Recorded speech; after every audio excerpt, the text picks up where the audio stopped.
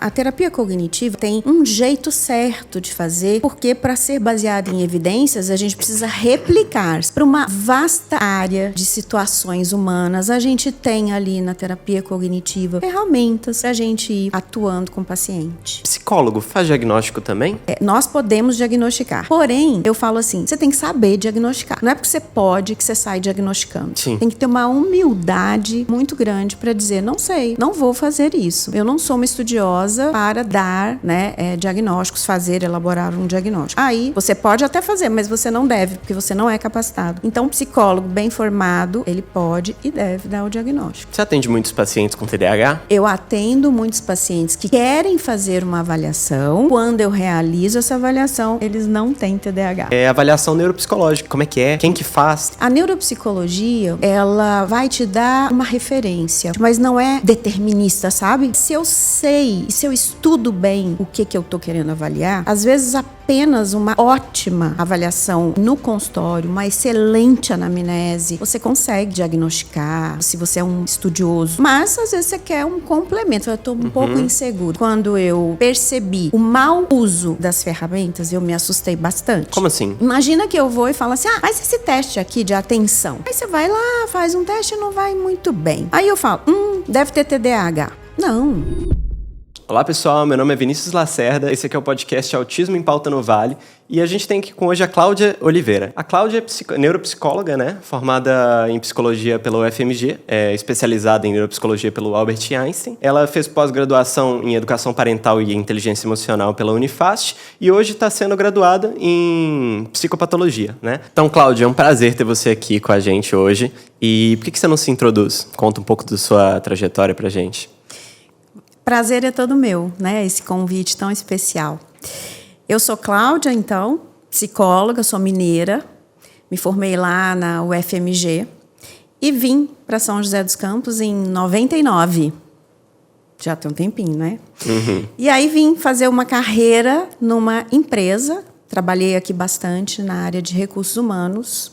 Em 2012, eu fui montar o meu espaço clínico e de lá para cá, eu fiz uma especialização em neuropsicologia, eu depois me dediquei a estudar a teoria cognitiva comportamental, porque eu entendi que ela tinha uma base na ciência, então, para os casos que eu precisava ter resultados, foi a melhor opção.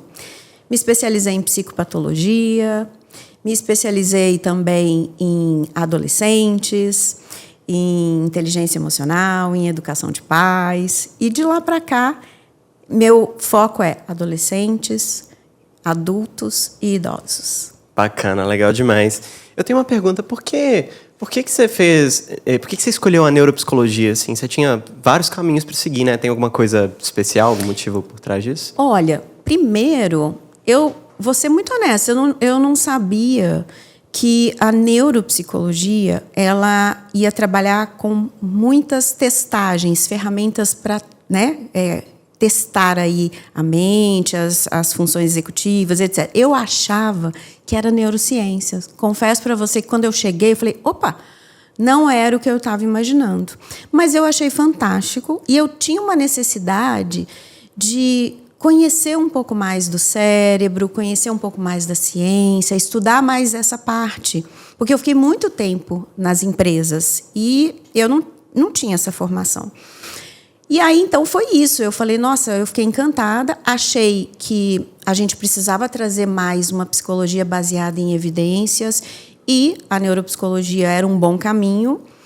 Mas a prática, no meu dia a dia, requer muito tempo você fazer avaliações neuropsicológicas.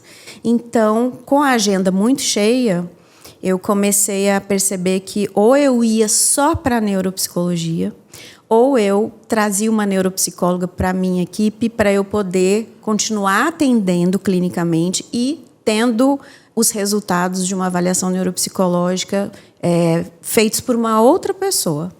Então, foi assim que eu depois me resolvi.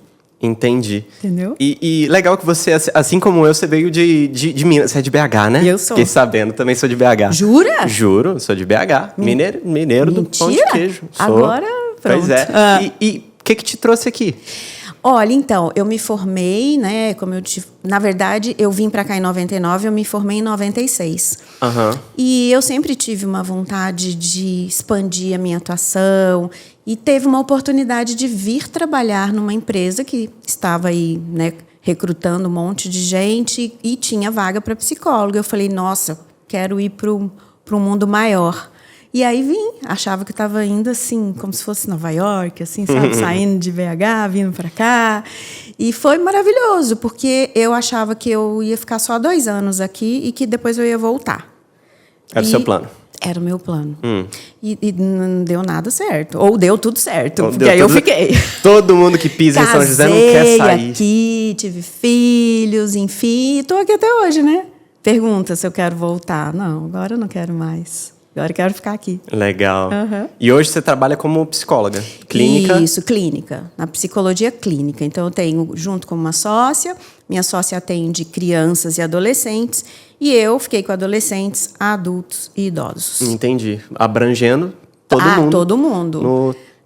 Uhum. Para florescer todas as idades. Bacana. E como é que a sua clínica é aqui em São José, né? São José. E como é que são as demandas mais frequentes que aparecem para vocês? Olha, é muito direcionado já, né? A minha sócia, por exemplo, muitas crianças, mas para mim hoje eu tenho uma demanda muito, muito grande dos adolescentes. E principalmente para ajudá-los na orientação de carreira deles.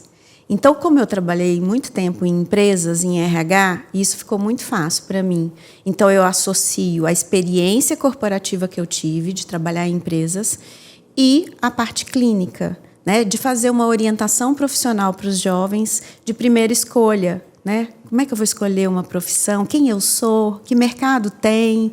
Então, essa é a minha grande demanda hoje. Que legal. Conta um pouco mais dessa orientação profissional.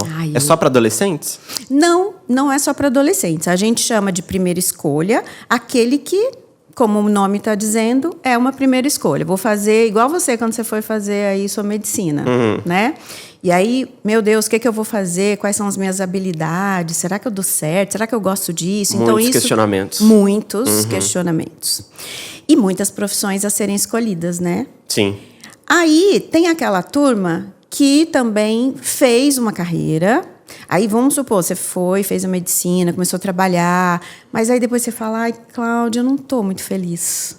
Aí é uma reorientação de carreira. Então, os adultos que já tiveram uma experiência me procuram e falam, não estou gostando, ou eu quero ser melhor do que eu estou sendo hoje, eu preciso me desenvolver na minha carreira. Então, a gente faz um trabalho no meio da vida útil aí. Isso deve acontecer muito, né? Muito, muito. E é muito legal, mas muito difícil. E no final, que é no final, não é um jeito legal de falar, mas tem o pós-carreira. É aquilo assim, já trabalhei bastante, mas sou útil, quero ser útil profissionalmente. Só que eu não quero aquela batida, sabe? Aquele negócio, levanto cedo, vou para a empresa. Não, agora eu vou fazer meu trabalho de outro jeito. E aí as pessoas também me procuram para fazer o pós-carreira. Então, em toda a faixa etária, dá para trabalhar a carreira. E eu adoro, né? Porque aí é pensar no que eu quero viver, quem eu sou, se eu tenho que aprender novas coisas, que caminho eu tenho que seguir, se eu vou dar meia volta, como é que é, né? E é muito gostoso, porque você vê, às vezes, a vida não está muito legal, porque eu estou vivendo um trabalho que não me faz mais tão bem. E como é que eu faço para mudar de plano? E aí tem questões financeiras, mas como é que eu vou sustentar minha família? Eu vou pedir demissão, vou ficar desempregado? Como é que vai ser? Então, tem essas reflexões também. E a gente evita que isso aconteça quando a gente faz a primeira escolha mais acertada.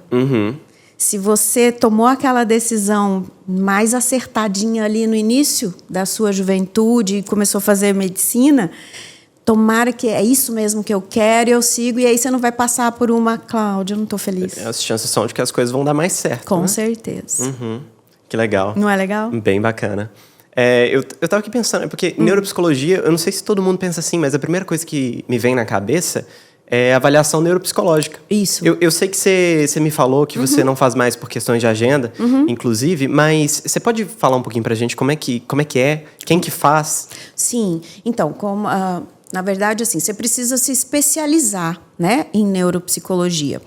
E aí você aprende a usar os testes, entender todas as funções cerebrais, o que você quer medir, né, o desenvolvimento aí humano na questão, o que acontece com o nosso cérebro na infância, na adolescência, na idade adulta e a melhor idade, e o que é normal dentro desse percurso e o que não é tão esperado. Então, a partir daí, você, depois de estudar e se formar, se especializar em neuropsicólogo, você trabalha muito junto com neurologistas, com geriatras, com pediatras, né, para psicólogos, para você ajudar esses profissionais a entenderem o que está acontecendo com aquele seu paciente. Então, geralmente é uma coisa multiprofissional, né? Ah, com certeza. E uma coisa muito importante, a neuropsicologia, ela vai te dar uma referência.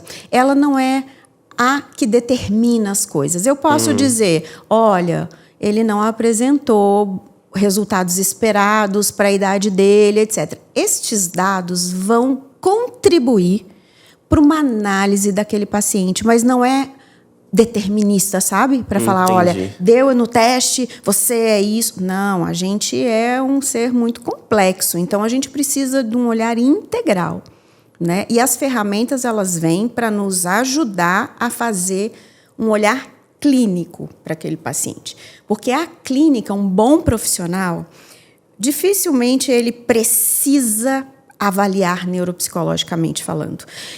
Se eu sei e se eu estudo bem o que eu estou querendo avaliar, às vezes apenas uma ótima avaliação ali no consultório, uma excelente anamnese, você consegue diagnosticar, se você é um estudioso.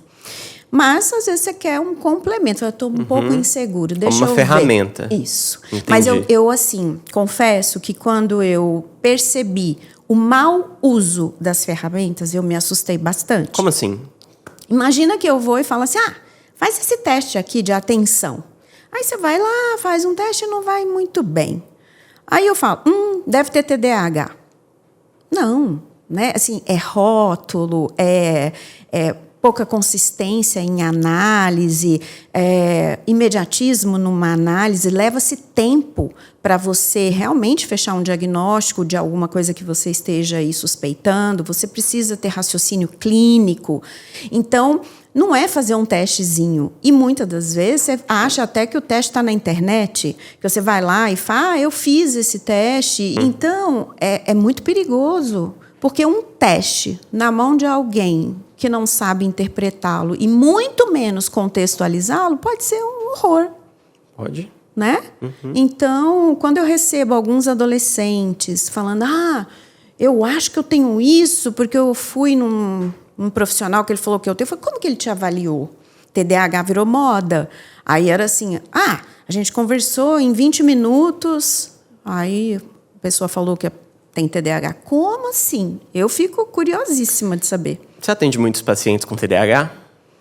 Eu atendo muitos pacientes que querem fazer uma avaliação e quando eu realizo essa avaliação, eles não têm TDAH. Entendi. Então, eu atendo muita gente com suspeita. Com suspeita, tá com uma queixa. Só que quando é avaliado, não tem o transtorno. Acaba não tendo. Você faz diagnóstico também? Psicólogo consegue? Faz diagnóstico, com certeza. Até isso é uma questão que, quando a gente acompanha as redes sociais, né, tem assim, mas psicólogo não faz, psicólogo. Bom, alguns direitos de algumas situações precisam ser feitos um diagnóstico por um médico. Para você, por exemplo, ter um direito junto ao governo, comprar um carro com um valor menor, enfim. Hoje, a gente ainda precisa que haja um laudo médico. Mas o diagnóstico de um psicólogo, nós podemos diagnosticar. Porém, eu falo assim, você tem que saber diagnosticar. Não é porque você pode que você sai diagnosticando. Sim. tem que ter uma humildade muito grande para dizer, não sei, não vou fazer isso. Eu não sou uma estudiosa para dar, né, diagnósticos, elaborar um diagnóstico. Aí, você pode até fazer, mas você não deve, porque você não é capacitado. Então, psicólogo bem formado, ele pode e deve dar o diagnóstico. Entendi. Entendeu? Mesmo que esse diagnóstico não ofereça para a pessoa todos os benefícios, né? Isso. Aí a gente recomenda que ele, olha, para você ter, né, passe, confirma, faz um diagnóstico multidisciplinar, vá a um neurologista, vá a um psiquiatra e vamos fazer um trabalho em equipe. É muito melhor, né? Até porque o autismo, por exemplo, que é considerado uma deficiência legalmente, você tem benefícios, né? Coisas de PCD, direitos e serviços que são oferecidos. Mas aí você está me dizendo que não pode obter pelo lado psicológico. Só não. Né? Então, a gente... E tá tudo bem, né? A gente segue as regras e um médico... Porque também é muito bom trabalhar com o paciente com múltiplos olhares. Você não precisa ser o profissional dono da verdade, não. Vai lá, né? Convida um outro profissional competente ou indica para o seu paciente. Vamos pegar um laudo. Agora, precisa ser o médico para poder ter outros benefícios. Entendi. Fala para mim, Cláudio, quais que são as demandas mais comuns que você atende? Você tem tem um tipo mais comum, digamos assim? Olha, talvez pela minha trajetória profissional, chega muito pessoas infelizes com as suas carreiras. Tá? Não performando tão bem, muito chateados com o dia a dia profissional, o que leva à ansiedade, à depressão, né? O burnout, que é uma situação advinda de um estresse muito forte no seu trabalho, né? Então, eu tenho muito isso. Mas, como eu lhe disse, eu também tenho os adolescentes que estão no início de carreira e querendo, né, se preparar para fazer uma boa escolha. Hoje tem aparecido muito a vontade de ter um envelhecimento saudável. Então, cuidar da mente para que eu não pife lá para frente, para que eu não tenha um bug aí na cabeça. Então, tem pessoas preventivamente fazendo terapia, mas o quadro de ansiedade... lembrei de uma coisa que aparece muito. Autoimagem, emagrecimento, insatisfação com o corpo, e obesidade, e o comer transtornado. Então, eu também cuido disso, porque a terapia cognitiva comportamental tem bons protocolos para o comer transtornado. Então, e hoje, com as redes sociais, a gente tira muita foto, então a gente se compara o tempo todo, se julga muito mal, né? E aí começa um círculo aí vicioso de eu fico triste comigo porque eu não gostei da minha imagem, aí eu como... E aí eu fico triste porque eu comi muito, aí eu engordo, aí eu fico triste, aí eu como, e por aí vai. Agora que você falou de rede social, eu lembrei de um trecho de um livro que uma neurocientista israelense, o nome do livro é O Viés Otimista, ela define a depressão como... É uma definição mais poética do que acadêmica ou clínica ou qualquer outra coisa. Ela define como a perda do próprio viés otimista, quando você passa a ver a realidade como ela é. Né? E aí você vê, eu lembro de ter lido que cerca de 15% das pessoas vão ter um quadro depressivo pelo menos uma vez na vida. E aí você falou de redes sociais, eu queria saber qual que é a relação. Tem alguma relação entre a rede social e a depressão? Como é que está a saúde mental dos jovens, das pessoas no geral? Olha, eu acho que tem não é causalidade, mas é correlação. Né? Não é porque eu tenho uma rede social que a causa da minha depressão é por causa da rede social. Né? Mas uma correlação. E você imagina, eu estou ali vendo tudo, que nem sempre é tudo verdadeiro. Porque quando eu posto alguma coisa, às vezes eu ponho um filtro, às vezes eu posto a melhor foto. E isso vai colocando nas nossas mentes uma sensação de... E eu? Eu não estou vivendo isso, eu não tenho esse corpo, eu não tenho esse dinheiro, eu não tenho essa oportunidade. Será que eu não sou bom? Então, a gente não é tão maduro o suficiente para ver tanta informação E falar assim, calma, isso aí é uma área de marketing, isso aí não é tão assim. E tudo bem também se eu não for tudo isso. E trazer muito mais assim o autoconhecimento do que as comparações. Isso adoece a cabeça, porque eu estou o tempo todo me autocriticando, sabe? E me julgando e sendo crítico comigo mesmo. E se cobrando e vendo todo mundo em Dubai, bonitão, por que eu não tô assim? Isso, né? E achando que todo mundo tem uma vida melhor. Sabe a grama do vizinho? Então, você já viu uma grama do vizinho de longe e depois de perto? Quando a gente vai de perto, é cheio de buraco a grama, assim. É que de longe fica verdinho. Mas na hora que você chega, tem buracos, né? Não está tudo perfeito. A gente esquece. E como é que você usa você trabalha com terapia cognitiva comportamental, né? Exatamente. Como é que você usa o TCC para ajudar a pessoa no autoconhecimento, por exemplo? De que forma você aplica o TCC? Eu acho que eu poderia simplificar um pouquinho, porque a terapia cognitiva ela tem muitos protocolos, né? Ela tem um jeito certo de fazer. E até porque, para ser baseado em evidências, a gente precisa replicar, saber que isso dá certo para um, para outro, e eu consigo replicar os resultados. Mas o principal da terapia cognitiva comportamental é lembrar que o que eu penso, eu sinto. Então, eu vou, através dessas demonstrações dos seus pensamentos, correlacionar. Você pensa assim, né? Olha o que você está sentindo porque você pensa isso. Como é que é? Esse pensamento, ele está funcional? Esse pensamento não está desvirtuado? Será que tem um outro jeito de pensar que possa te fazer mais leve, se sentir melhor? Então, o autoconhecimento, ele, pela TCC, ele é bem prático, assim. A gente vai buscando evidências da fala, do comportamento. Tem muita tarefa para fazer de autoobservação durante as sessões, registros. Então, de repente, eu vou falar para você, olha, quando você estiver lá na sua faculdade e que você for apresentar o seu trabalho, por exemplo, eu peço que você escreva, anote todos os pensamentos que você está tendo antes de fazer uma apresentação do trabalho. Por exemplo, aí você me traz na sessão, assim, eu acho que eu não vou dar conta. Nossa, eu acho que eu não me preparei bem. Nossa, aquela pessoa falou bem melhor, agora eu vou falar depois dele, vai dar errado. E aí eu vou trabalhando com você, né, de forma mais concreta, lá no consultório, o quanto um tipo de pensamento te atrapalha, te favorece.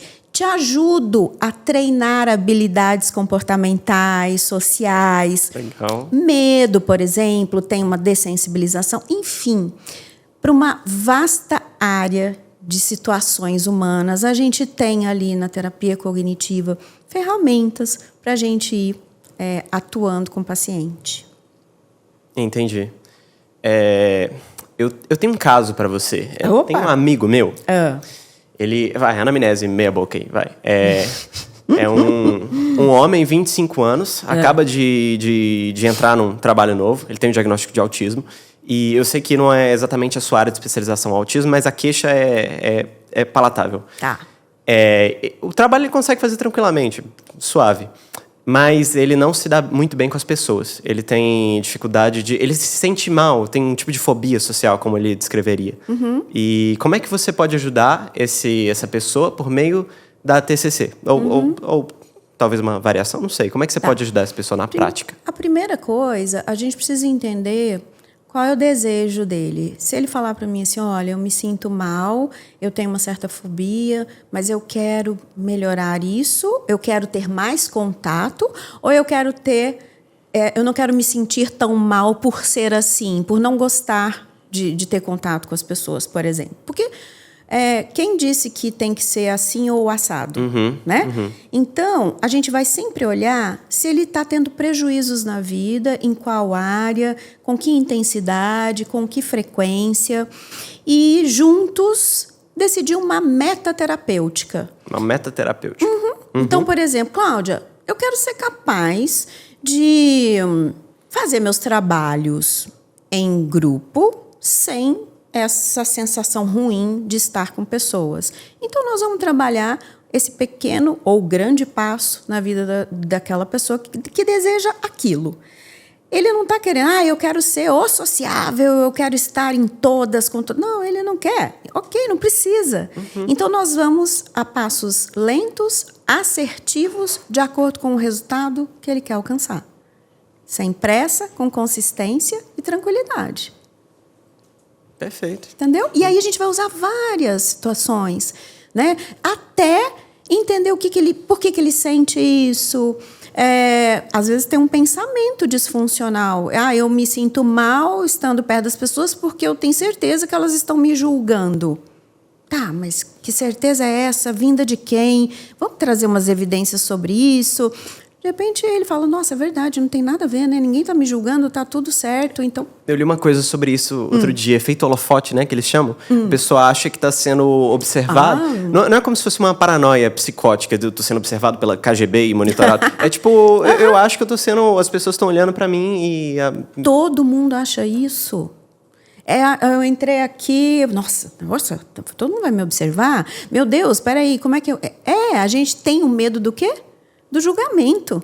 E no final não tem quase ninguém. No final, cara, você fala, nem sabia que você chegou.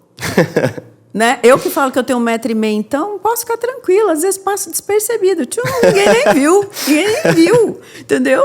Então, assim, a gente acha isso, na verdade, não. A gente tem certeza que está todo mundo observando, que estão me medindo de cima e embaixo. Aí que eu vou falar, putz, ele vai descobrir que a minha unha está mal feita. Cara, você nem viu isso. E eu quase não vim porque não fiz a unha. Mentira, viu? A minha unha está feitinha, tá linda. Tô vendo. Entendeu? Então, assim, olha que neura. Eu falo, não vou, pelo amor de Deus. Na hora que ele olhar a minha unha, ele vai falar, essa mulher não vai saber falar. Olha a unha dela. Ó que loucura, né? E a gente sofre, né, com esses julgamentos tão assertivos que a gente faz, que os outros estão nos observando.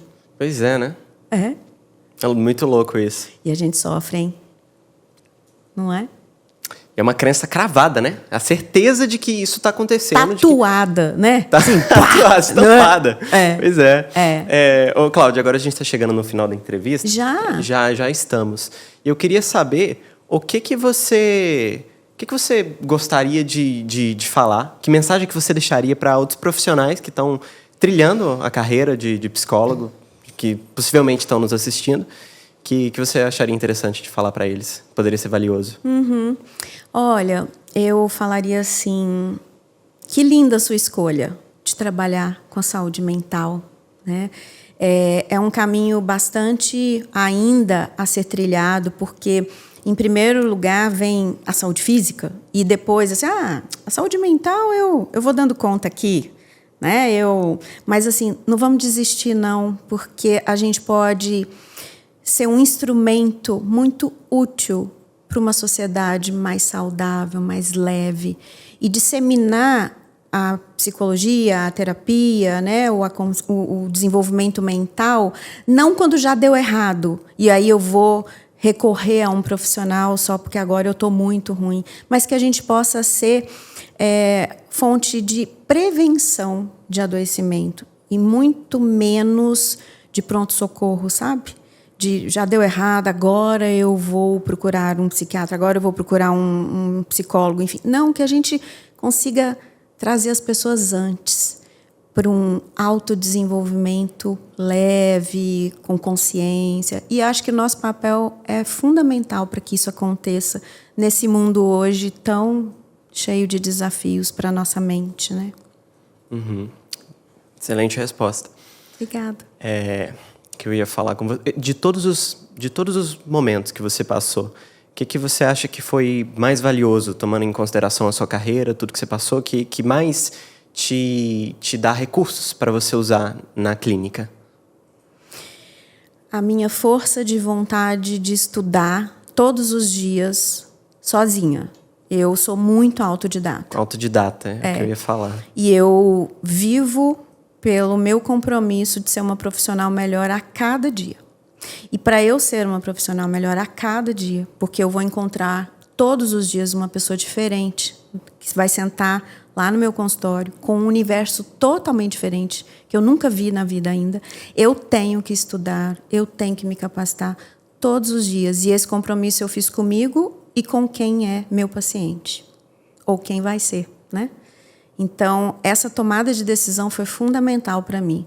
Eu só posso falar para alguém algo daquilo que tem dentro de mim. Para eu ser uma pessoa competente, eu preciso me dedicar muito. E aí, quando eu tomei essa decisão, minha vida só floresceu. Que bonito. E é uma atitude de muito respeito com o paciente, com o próximo, se você parar para pensar, na verdade. Sabe por quê? Toda vez que ele senta lá, em primeiro lugar, tem uma esperança. Em segundo lugar, tem um dinheiro envolvido. Ele me paga, porque na esperança dele vem o meu sustento também. Então, tem uma troca, né? E eu preciso fazer valer cada minuto que ele está ali. E, para isso, eu preciso ser muito boa. Eu não posso ser pouco boa, não. Eu preciso ser muito boa. Porque eu fico me colocando naquele lugar, de toda semana sentar à frente e falar, e aí, me ajuda? E não é uma conversinha.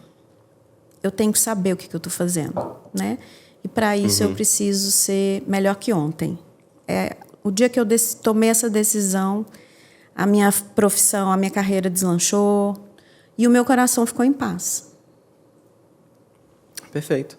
Certo? Cláudia, aqui nesse podcast a gente tem a tradição de o convidado anterior, ele faz uma pergunta.